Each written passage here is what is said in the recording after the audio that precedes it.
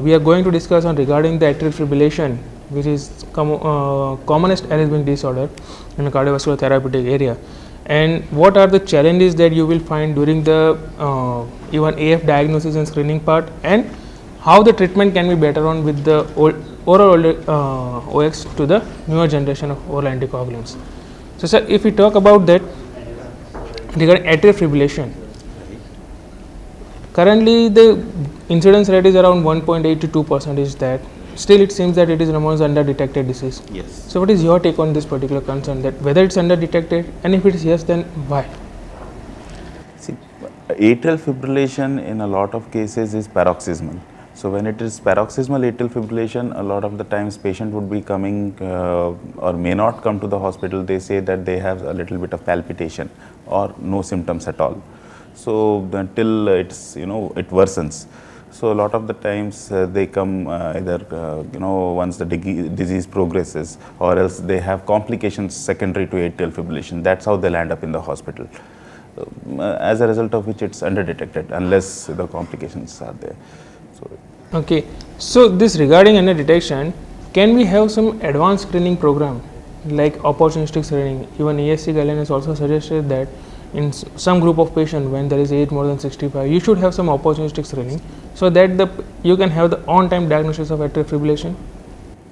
Yeah, first of all, awareness amongst the community should increase. That is very important, and palpitation per se, occasional palpitation must patients when they suggest that they are having palpitation, then they must be evaluated for possibility of paroxysmal atrial fibrillation. That is very important, and you can go for if the risk factors are there, and if the echo shows certain features like a dilated left atrium. So in such cases, the chances are much more. So you can go for an initial echo evaluation, go for a 24 hours Holter monitoring in patients who are complaining of palpitation, giddiness, all those.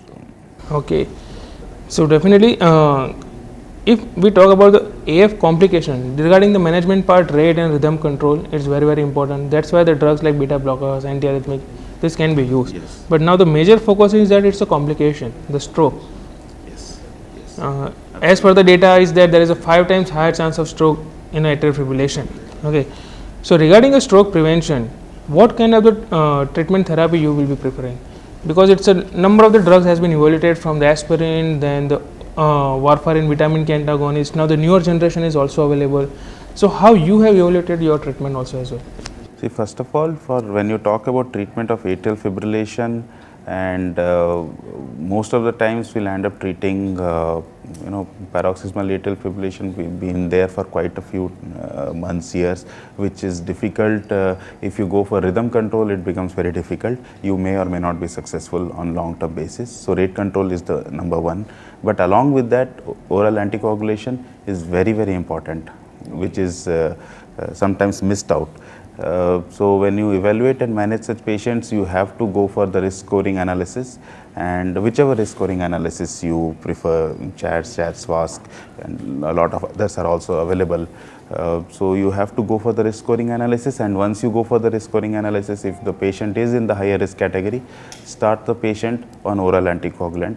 According to the present given literature, available literature, I would prefer NOACs, particularly if the patient is not having a rheumatic heart disease, non-valvular atrial fibrillation. Definitely I would prefer a NOAC. Okay. That's the number one choice. Valvular heart disease with atrial fibrillation, yes, we don't have enough data to suggest. Then in that case I would go for a VK, vitamin K antagonist. So as far as anticoagulation, along with that, beta blockers or diltiazem, verapamil, yes, we should, either of them we should go. Okay, so you said about the NOACs, newer oral anticoagulants. Yes. So as of now in India, currently the rivaroxaban, dabigatran and apixaban, these 3 drugs are available. Yes. So what is your preferred choice? Maybe I cannot say your preferred choice, but how you will select this drug for treating the stroke prevention atrial fibrillation? How will you customize the treatment? As a class, they are better compared to your VKAs when you are particularly looking from the perspective of a non-valvular atrial fibrillation. The effect as such is more or less similar.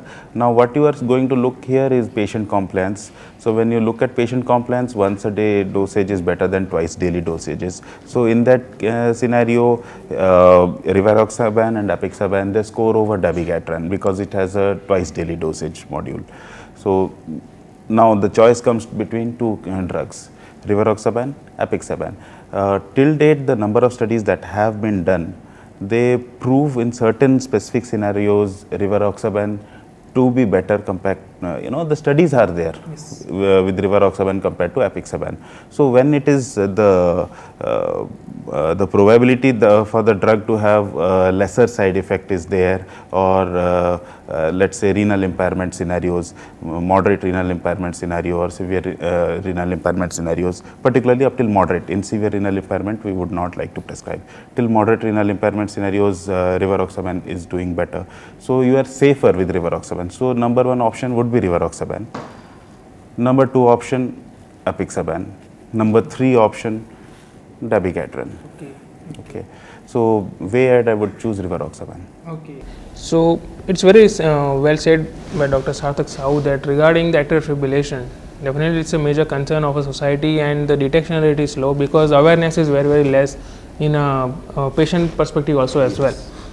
And as he said also that the screening, opportunity screening should be done as soon as possible when some kind of risk factors like dilated heart failure and hypertension, dilated left atrium, or else patient is coming repeatedly with history of, let's say, giddiness, syncopal history is there, or let's say palpitation history is there. We should evaluate such cases more seriously. We should not neglect it. We have to find the root cause.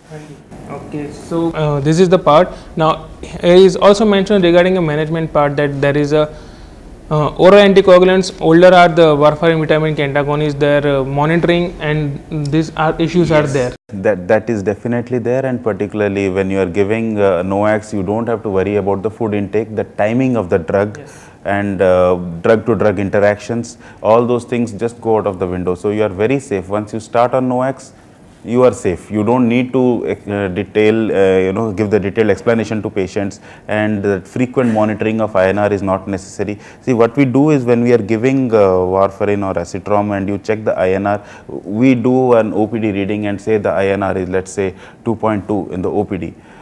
What guarantee is that when the patient goes back home and after 6 days the INR is remaining 2.2, because it is varying on a daily basis. Today the patient has taken some spinach. Unknowingly, the INR would have fallen down to 1.8, 1.7 with the same dosages. You really don't know, and the INR values have to remain within the prescribed limit if you want to provide the safety net to the patient. Which we actually have not been able to address. We do get cases of CVA even in spite of the patient taking the drugs.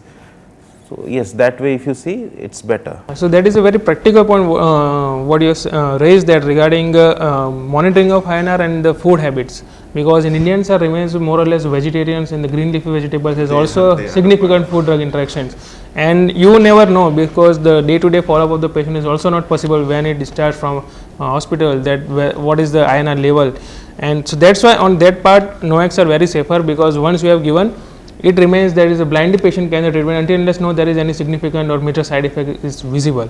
And regarding the selection of NOACs, also mentioned that the patient preference and compliance is very important, that the once daily is always preferred than the twice daily regimen. And also regarding that, in some cases like a renal failure and some impairment, rivaroxaban is a better option, while the high risk of GI bleed and everything, the apixaban can be a better option. So thanks a lot Dr. Sarthak for your all the valuable comments and regarding your opinions.